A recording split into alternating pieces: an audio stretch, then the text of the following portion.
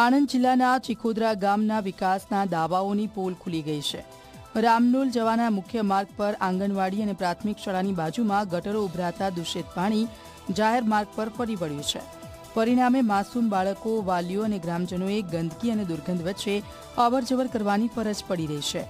સૌથી ચોંકાવનારી વાત તો એ છે કે ઉમરેઠના ધારાસભ્યના પોતાના ગામમાં જ જાહેર માર્ગ પર ગટરનું પાણી વહેતા સ્થાનિકોમાં ભારે રોષ ફાટી નીકળ્યો છે।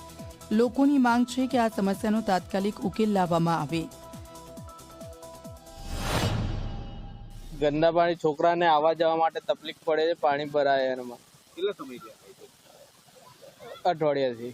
તો બાળકોને અંદરથી અવર જવર કરવી પડે? હા, બાળકોને પાણીની અંદરથી અવર જવર કરવી પડે। એનાથી શું તકલીફ થઈ? એનાથી છોકરાઓ બીમાર પડે। આવવા જવામાં પાણીને લીધે તકલીફ થાય છે। તેના લીધે બાઇક સ્લીપ મારી જાય અને ઘણા એક્સિડન્ટ થાય છે। ગટરનું આ ગંદુ પાણી છે, ગટર ઉભરાઈને બહાર નીકળી છે એટલે